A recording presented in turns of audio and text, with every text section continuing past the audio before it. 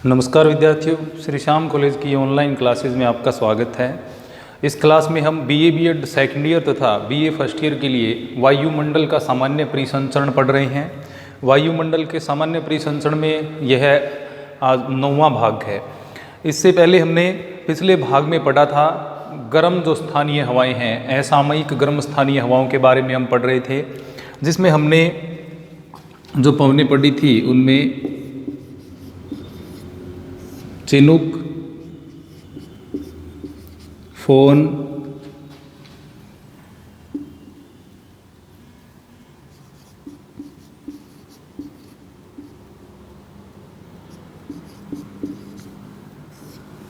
हरमट्टान, ये जो पौने हैं इनके बारे में हम पढ़ चुके थे। इसके अलावा हमने उत्तरी अमेरिका में जो गर्म हवा बहती है संता अना की घाटी में, संता अना, इन पवनों के बारे में हमने पढ़ लिया था। इन गर्म पवनों की विशेषताएं, कब ये चलती हैं और इनके क्या प्रभाव होते हैं, कौन से क्षेत्र विशेष में ये चलती हैं, इनके बारे में हमने पढ़ा था।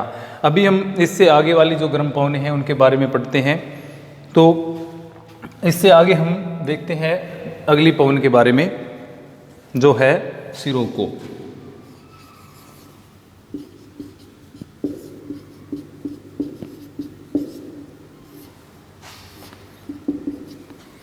सिरोको भी एक गर्म पवन है।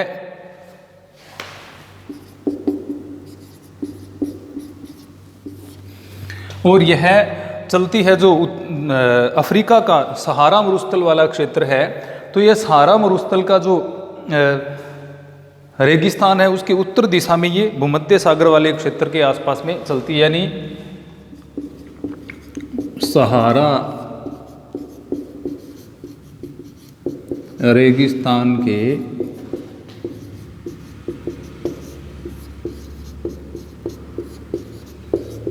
उत्तरी भाग में, यानी सहारा रेगिस्तान के उत्तरी भाग से एक प्रकार से ये चलना प्रारंभ करती हैं और आगे भूमध्य सागर को पार करते हुए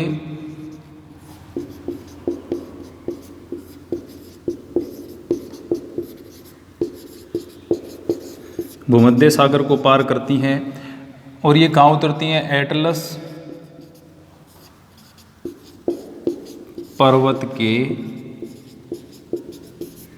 उत्तरी भाग में, यानी अफ्रीका का ये है तो सहारा रेगिस्तान का उत्तरी भाग है और आगे फिर भूमध्य सागर को ये पार करती हैं। एटलस पर्वत है, उसके उत्तरी भाग में ये जब पवनें उतरती हैं तो एटलस पर्वत के उत्तरी भाग में उतरते समय ये क्या हो जाती हैं?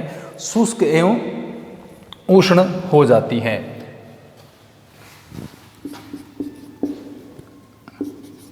एटलस से उतरने के बाद ये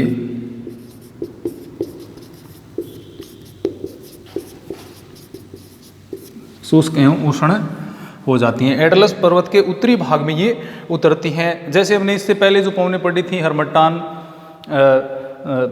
और जो विशेषतः फोन जो पवन पड़ी थी, फोन जो है वो आल्पस पर्वत के उत्तरी भाग में उतर रही थी और ये क्या है? एटलस पर्वत के उत्तरी भाग में उतरती है। और उतरने के कारण जैसे संपीड़ित होकर के ये आगे बढ़ेगी तो ये कैसी हो जाती है? इनके तापमान में वृद्धि हो जाती है, यानी ये गर्म हो जाती हैं और सापेक्षिक आर्द्रता कम होने के कारण ये क्या हो जाती हैं? शुष्क हो जाती हैं। तो इनकी ये उत्तर दिशा की ओर प्रवाहित होती हैं। अब आगे बढ़ती हैं, एटलस पर्वत से आगे बढ़ती है सहारा मरुस्थल का उत्तरी भाग, वहाँ से आगे बढ़ते हुए भूमध्य सागर और भूमध्य सागर से आगे बढ़ते हुए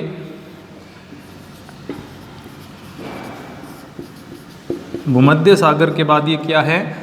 इटली और स्पेन। इटली और स्पेन में क्या होती हैं? ये प्रवाहित होती हैं। तो इनका प्रभाव है वो कहाँ पर देखा जाता है? इटली और स्पेन में इनका प्रभाव देखने को मिलता है। उष्ण एवं शुष्क पवनें हैं, यानी तापमान इनके आने से क्या हो जाता है?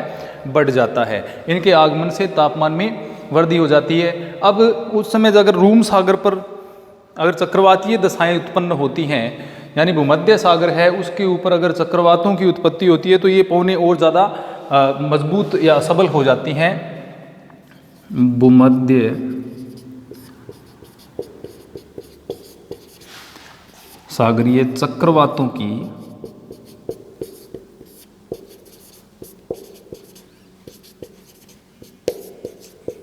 उपस्थिति में ये पवने अधिक सबल हो जाती हैं। अब जब भूमध्य सागरीय क्षेत्र में जो चक्रवातपन होते हैं तो उस समय इन पवनों ये पवनें क्या हो जाती हैं, अधिक सबल हो जाती हैं और ज़्यादा तीव्र गति से ये चलने लग जाती हैं भूमध्य सागरीय चक्रवातों की उपस्थिति के कारण। अब ये जब एटलस पर्वत की उत्तरी ढाल पर नीचे उतरती हैं तो इनसे क्या शोषकता बढ़ जाती है। अफ्रीका में क्या इनके अलग अलग नाम होते हैं, जैसे मिस्र में इन पवनों को क्या है, खमसिन के नाम से जाना जाता है। तो खमसिन पवनों के बारे में अगर आपसे पूछा जाए भी खमसिन पवनें हैं वो कौन से क्षेत्र में चलती हैं, तो मिस्र में चलती हैं। उनके बारे में हम थोड़ा सा अलग से जानेंगे। अभी हम केवल सिरोको जो पवन है उसके बारे में देखते हैं। तो भूमध्य सागर को पार करने के बाद ये क्या है, इटली और स्पेन में प्रवाहित होती हैं। अब यहाँ पर ये आगे जब बढ़ती हैं तो ये अब जैसे भूमध्य सागर से जो है उससे होकर के ये गुजरेंगी, यानी भूमध्य सागर से होकर के गुजरेंगी और कहाँ पर प्रवेश करेंगी, इटली और स्पेन में। मान लीजिए भूमध्य सागर और यहाँ से इस प्रकार से ये क्या गुजरती हैं तो इटली और स्पेन में क्या करती हैं, ये प्रवेश करती हैं। अब भूमध्य सागर से ये क्या करती हैं, नमी ग्रहण करती हैं। आगे पहले शुष्क उष्ण थी लेकिन आगे क्या है, ये नमी ग्रहण कर लेती हैं। भूमध्य सागर से नमी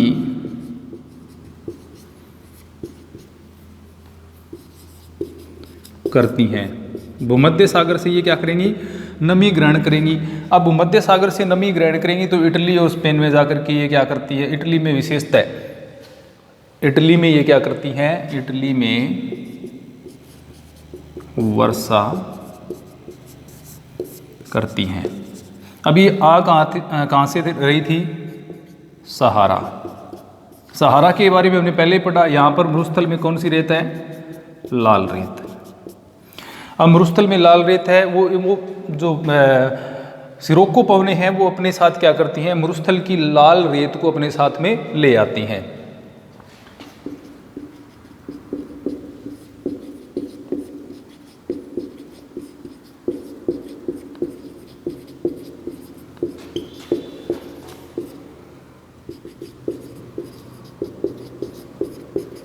कहाँ पर, इटली में।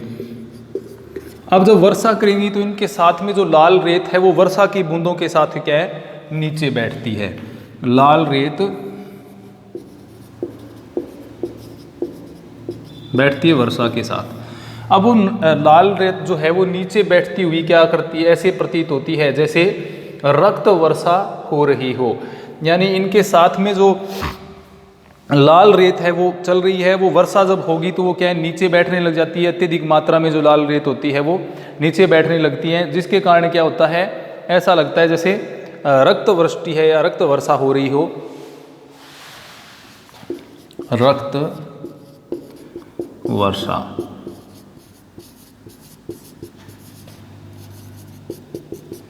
ब्लड रेन, यानी जो सिरोको पवनें हैं वो सारा मरुस्थल से लाल रेत को लेकर के बड़ी मात्रा में अपने साथ लाल रेत लेकर के भूमध्य सागर को जब पार करती हैं तो वो नमी ग्रहण कर लेती हैं और फिर वो इटली में वर्षा करती हैं। जब इटली में जो हल्की वर्षा कभी कभार इनके द्वारा होती है तो जब ये लाल रेत उसके साथ में क्या होती है, नीचे बैठती है। नीचे बैठती है तो उसके कारण क्या कहलाती है, ये रक्त वर्षा या ब्लड रेन के समान ये दिखाई देता है। इसलिए सिरोको जो पवनें हैं, यानी सिरोको को क्या कहते हैं, इटली में रक्त वर्षा करने वाली पवनें। तो ये क्वेश्चन अगर पूछा जाए कि इटली में रक्त वर्षा करने वाली पवनें कौन सी हैं तो कौन सी कहलाएंगी, सिरोको जो पवनें हैं वो इटली में रक्त वर्षा करने वाली पवनें कहलाती हैं, क्योंकि ये सारा मरुस्थल से रेत को अपने साथ में लेकर के आते हैं, भूमध्य सागर से नमी ग्रहण करती हैं और आगे क्या ये जब वर्षा करती हैं तो ये रेत साथ में इनके नीचे बैठती है, इसके कारण इनको रक्त वर्षा वाली वर्षे पवनें कहा जाता है। अब ये क्या है, लगभग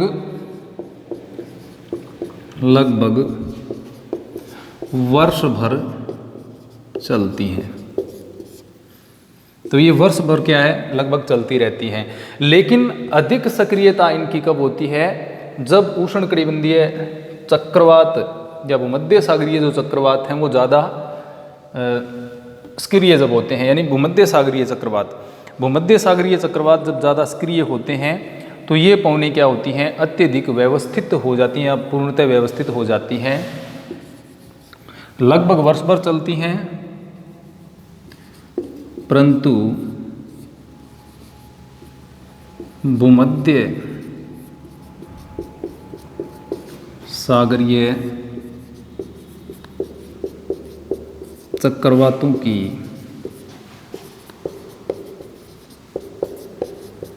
उपस्थिति में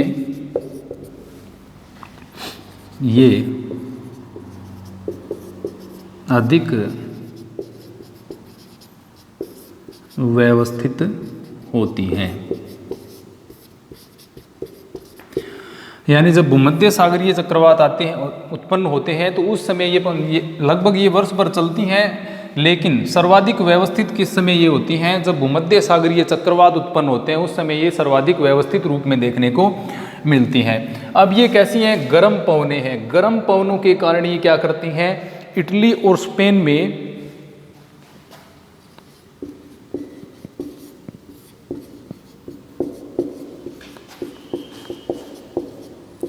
यहाँ पर जो फसलें होती हैं, जिनमें जैतून और अंगूर, ये जो फसलें हैं इनको ये खराब कर देती हैं, क्योंकि इनसे जो गर्म हवाएं ये चलती हैं, ये इनके फूलों को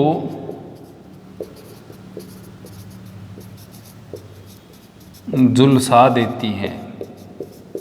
अब फूलों को झुलसा देंगी यानी फसलों को ये नुकसान पहुंचाती हैं। यहाँ पर फसल कौन सी है, जैतून और अंगूर की जो फसल है उनको ये बहुत ही नुकसान पहुंचाती है, फसलों को अपार क्षति होती है, क्योंकि इनसे फूल झड़ जाते हैं।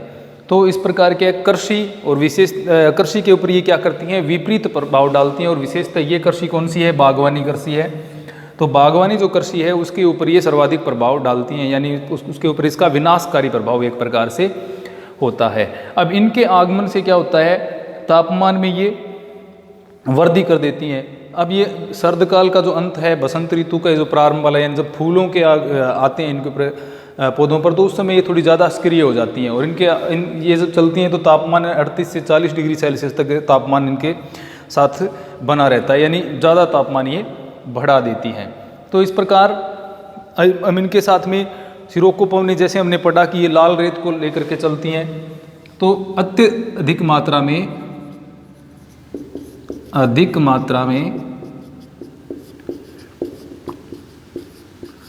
रेत के कारण दृश्यता कई बार क्या हो जाती है, शून्य हो जाती है, यानी बिल्कुल अंधेरा कर देती हैं। इतनी ज़्यादा रेत इसके साथ में होती है। तो कभी कभार क्या होता है कि दृश्यता इनकी वजह से शून्य हो जाती है, हमेशा नहीं, लेकिन कभी कभार इनके आने से दृश्यता शून्य हो जाती है। और दूसरा, ये अत्यधिक मात्रा में रेत के कारण क्या दृश्यता को कम करने का कार्य ये कर रही हैं, फसलों को ये नुकसान पहुंचा रही हैं। तो इस प्रकार हमने देखा जो सिरोको पवनें हैं वो विशेषता, इनमें एक क्वेश्चन जो बनता है सबसे जो प्रमुख बन रहा है, एक तो ये गर्म पवनें होती हैं और चलती कहाँ पर है, इटली और स्पेन में चलती हैं। दूसरा, इटली में वर्षा करने वाली पवनें भी इनको कहा जाता है। लाल रेत के कण जो वर्षा के साथ नीचे बैठते हैं उसके कारण इनको ब्लड रेन या रक्त वर्षा करने वाली पवनें इनको कहा जाता है। तो ये थी सिरोको। अब अगली जो गर्म पवन है उसके बारे में देखते हैं। अगली गर्म पवन है लू।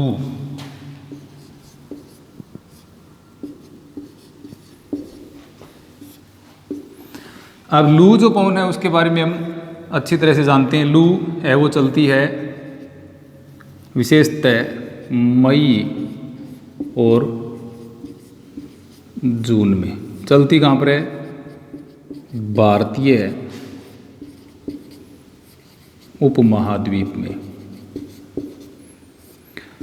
लू जो है वो मई जून में चलती हैं, भारतीय उपमहाद्वीप में चलती हैं और अत्यधिक प्रचंड एवं गर्म हवाएं ये होती हैं। यानी प्रचंड और शुष्क जो हवाएं होती हैं भारतीय उपमहाद्वीप में चलने वाली, भारतीय उपमहाद्वीप में चलने वाली उत्तर पश्चिमी या पश्चिमी शुष्क प्रचंड पवनों को क्या कहते हैं? लू कहते हैं। यानी भारतीय उपमहाद्वीप से मतलब यहाँ पर क्या है, विशेषतः भारतीयों पाकिस्तान वाला जो क्षेत्र है और विशेषतः उत्तर भारत यानी मरुस्थलीय क्षेत्र के जो आसपास का क्षेत्र है वह इसकी चपेट में सबसे ज़्यादा आता है। राजस्थान है, उत्तर प्रदेश, हरियाणा के जो है क्षेत्र हैं उनमें ये ज़्यादा सक्रिय होती हैं। तो भारतीय उपमहाद्वीप में उत्तर पश्चिम यानी या तो इनकी दिशा कैसी होगी, उत्तर पश्चिम की तरफ से ये चलेंगी पूर्व की ओर, या फिर ये पश्चिम से पूर्व की ओर चलने वाली शुष्क एवं प्रचंड पवनें जो होती हैं उनको क्या कहा जाता है? लू कहा जाता है। अब इनके आगमन से तापमान में अत्यधिक बढ़ोतरी होती है। अब कई जगह तो लू चलने से क्या है, जैसे राजस्थान में 48 डिग्री सेल्सियस से 49 डिग्री सेल्सियस तक क्या है तापमान पहुंच जाता है। यानी अत्यधिक गर्मी इनके कारण पड़ती है, इनका प्रचंड प्रभाव देखने को मिलता है। और इसके कारण क्या होता है, मौसम में वो कष्टप्रद हो जाता है। लू लगने से बहुत बार लोगों की मौत भी हो जाती है। अब जैसे भारतीय उपमहाद्वीप में चलती है, राजस्थान में हम महसूस भी करते हैं कि लू चलती है। जो मई और जून का महीना है उसमें लू का प्रकोप हमें देखने को मिलता है। कई बार तो मौसम इनसे इतना ज़्यादा कष्टप्रद हो जाता है कि रात्रि में भी ये इनका प्रभाव बना रहता है। कई बार रात्रि में भी इनका प्रभाव बना रहता है। तो ये पवनें तो हम महसूस भी करते हैं क्योंकि अपने क्षेत्र में लू का प्रभाव देखने को मिलता है। तो रात्रि में भी इनका प्रभाव देखा जाता है। अब दिन में इनकी वजह से क्या है, लोग अपने घरों में दुबक जाते हैं, यानी घरों के दरवाजे बिल्कुल बंद, किसकी वजह से? लू की वजह से दरवाजे बंद हो जाते हैं। तो इस तरह की हवा मई के अंतिम सप्ताह या जून में कई बार देखने को मिलती है। और कई बार क्या है, कभी कभार तो इनका 1-2 दिन, 2 दिन, 3 दिन, 4 दिन ऐसे प्रभाव रहता है।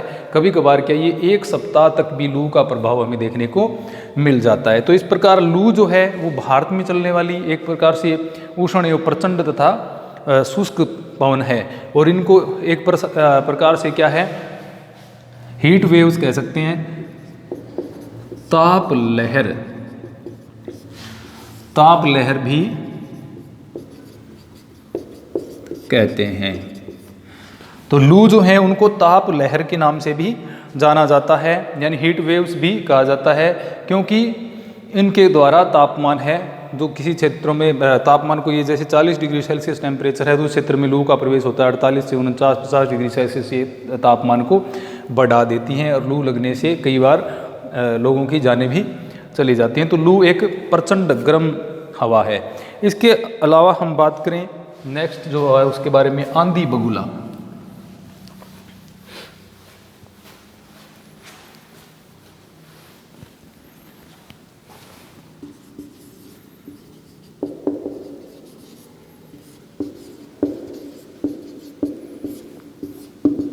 आंधी बगुला यानी डस्ट डेविल्स।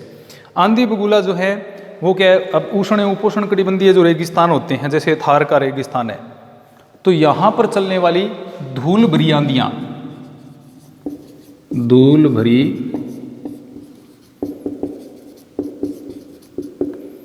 ये क्या होती हैं? धूल भरी आंधियाँ कहाँ चलती हैं? उष्ण एवं उपोष्ण कटिबंधीय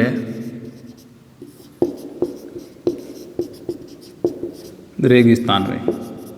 तो जैसे थार के रेगिस्तान में, जिनको हम साधारण भाषा में बबूलिया बोलते हैं, बबूलिया जिनको बोला जाता है, वो क्या होती हैं? उष्ण एवं उपोष्ण कटिबंधीय रेगिस्तानी क्षेत्र में चलने वाली पवनियाँ, जिनको आंधी बगुला के नाम से भी जाना जाता है। तो इन्हें भारत में किस नाम से भी जाना जाता है? बवंडर के नाम से भी जाना जाता है। नहीं, हिंदी में इनको हम बवंडर कह देते हैं, बवंडर।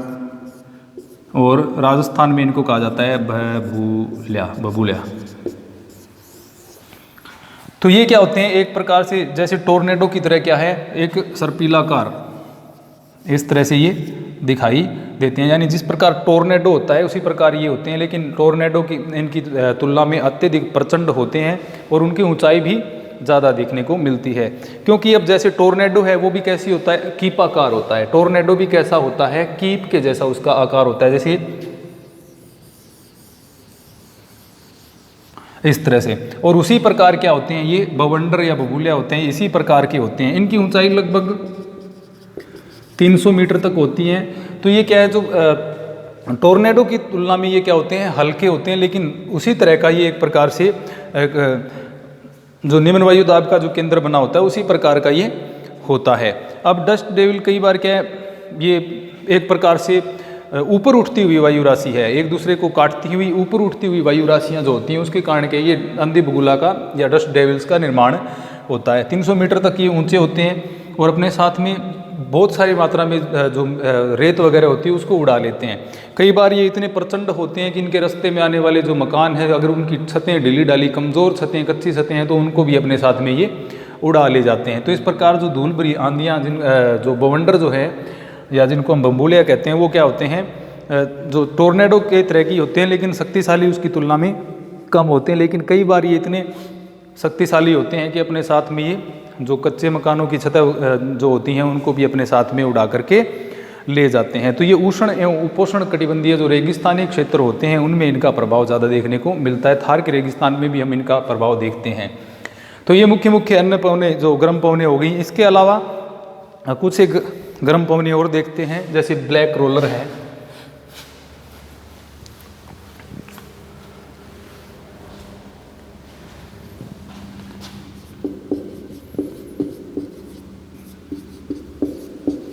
ब्लैक रोलर ये चलती है, ये भी एक गर्म पवन है जो कि ग्रेट प्लेन्स यूएसए और गर्म पवन। तो पूछा जा सकता है ब्लैक रोलर है वो कहाँ पर चलती है। तो ब्लैक रोलर एक गर्म पवन है जो संयुक्त राज्य अमेरिका के ग्रेट प्लेन्स में अति गर्म एवं शुष्क हवा है जो कि तेज गति से चलती है। तो ब्लैक रोलर यूएसए के ग्रेट प्लेन्स यानी भरत मैदानी क्षेत्र जो है उसमें चलने वाली एक गर्म एवं तीव्र हवा है। इसके अलावा नॉर्वेस्टर है जो कि न्यूजीलैंड में प्रवाहित होती है। नॉर्वेस्टर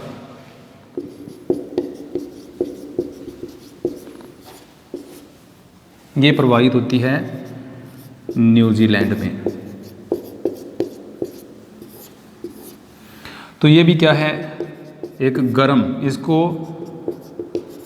झोंके वाली पवन भी बोला जाता है। झोंके वाली, गर्म झोंके वाली ये पवन है जिसको क्या कहते हैं, नॉर्वेस्ट कहते हैं। इसके अलावा यामो है वो जापान में चलने वाली एक गर्म पवन है। यामो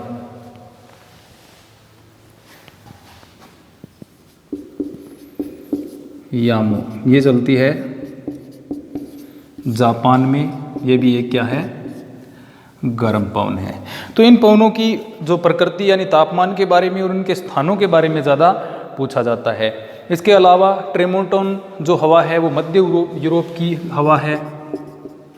ट्रेमोंटोन ये चलती है मध्य यूरोप में और ये हवा भी क्या है, एक मध्य यूरोप में चलने वाली गर्म हवा है। तो पूछा जा सकता है ट्रेमोंटोन कहाँ चलने वाली हवा है, तो इसको कहेंगे यह है मध्य यूरोप की और ये भी एक प्रकार की गर्म हवा है। इसके अलावा जो दक्षिणी अमेरिका में अगर हम बात करें तो एक पवन चलती है जिसका नाम है जोंडा।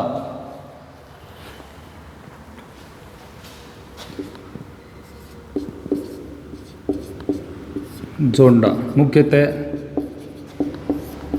दक्षिण अमेरिका महाद्वीप की है ये, और ये कैसी है, गर्म पवन है। जिस प्रकार रॉकी पर्वत के पूर्वी ढाल पर चलने वाली जो चिनुक है, उसी प्रकार जो एंडीज पर्वत है उसके जो पूर्वी ढलान है उस पे चलने वाली जो पवन है वह क्या कहलाती है, जोंडा कहलाती है। कौन से पर्वत के, एंडीज पर्वत के पूर्वी ढाल पर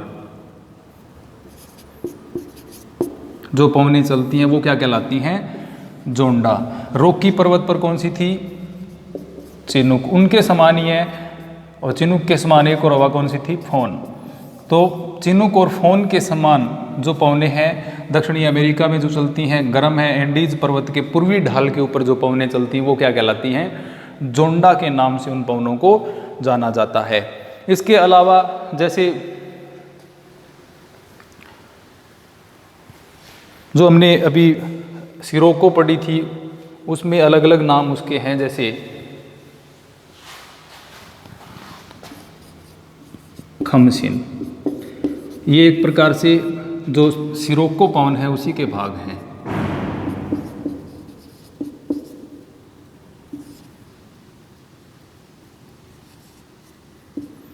सिरोको है उसी को क्या कहा जाता है, खमसिन। कहाँ पर,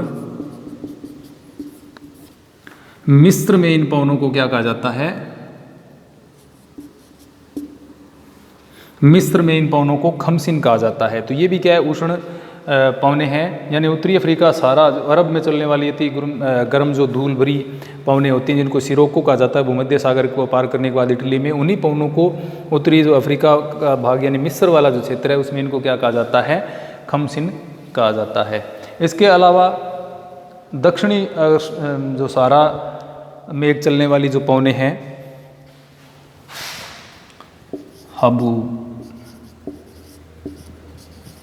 हबूब, ये चलती हैं दक्षिण सहारा। दक्षिणी सहारा जो है उसमें चलने वाली जो गर्म पवने हैं उनको क्या कहा जाता है, हबूब इन पवनों को कहा जाता है। यानी ये दक्षिणी सहारा में चलने वाली हैं, रेत से भरी हुई हैं, लेकिन ये क्या होती हैं विशेष, ये इनकी एक अलग विशेषता है, ये कैसी होती हैं, नम होती हैं। हबूबें दक्षिणी सहारा में विशेषतः कहाँ चलती हैं, मुख्यतः ये चलती हैं सूडान में। तो सूडान में जो रेत भरी और नम पवनें चलती हैं वो क्या कहलाती हैं, हबूब के नाम से उनको जाना जाता है। दक्षिणी सहारा या सूडान में इनको हम कह सकते हैं। इसके अलावा जो गर्म पवनें ऑस्ट्रेलिया में चलती हैं, जैसे झोंके वाली नॉर्वेस्टर पवनें न्यूजीलैंड में चलती हैं, उसी प्रकार की जो पवनें हैं वो चलती हैं ऑस्ट्रेलिया में, जिनको कहा जाता है ब्रिक फील्डर। ब्रिक फील्डर चलती हैं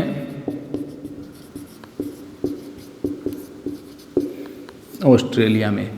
कैसी हैं, गर्म। जैसे न्यूजीलैंड में नॉर्वेस्टर चल रही थी, वह भी झोंके वाली पवन थी। तो ऑस्ट्रेलिया का जो विशेषतः रेगिस्तानी क्षेत्र है, ऑस्ट्रेलिया का रेगिस्तानी क्षेत्र यानी विक्टोरिया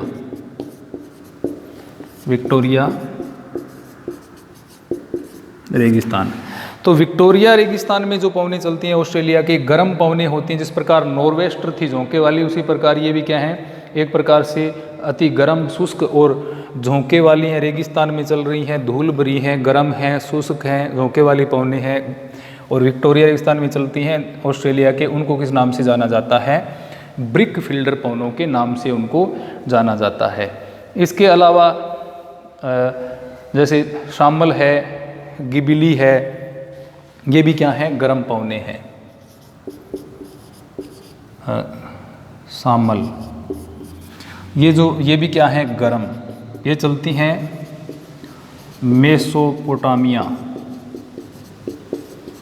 मेसोपोटामिया क्षेत्र में चलने वाली जो गर्म पवने हैं उनको किस नाम से जाना जाता है, शामल के नाम से, गिबिली। ये सिरोको के प्रकार की पवन है, यानी ये भी क्या है, गर्म, धूल भरी है और ये चलती हैं लीबिया में। तो लीबिया में चलने वाली जो गर्म पवनें हैं उनको किस नाम से जाना जाता है, गिबिली के नाम से जाना जाता है। ये शुष्क, धूल भरी, रेतीली गर्म पवनें होती हैं। और जो शामल हैं वो मेसोपोटामिया वाला जो क्षेत्र है उसमें ये चलती हैं, यानी फारस की खाड़ी के क्षेत्र की ये गर्म पवनें, फारस की खाड़ी वाला क्षेत्र है वहाँ से ये चलती हैं। तो इस प्रकार ब्रिक फील्डर ऑस्ट्रेलिया में, शामल मेसोपोटामिया वाले क्षेत्र में, यानी जो दजला और फरात नदियों के बीच वाला जो भाग है उसमें चलने वाली हैं शामल। उसके अलावा गिबिली हैं वो लीबिया में चलती हैं। तो ये थी कुछ मुख्य गर्म पवनें।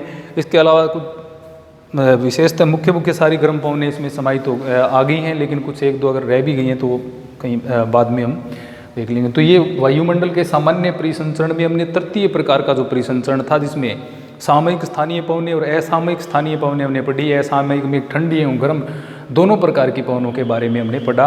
अब इस अध्याय में इतना ही, आगे नए टॉपिक के साथ पुनः उपस्थित होंगे। धन्यवाद।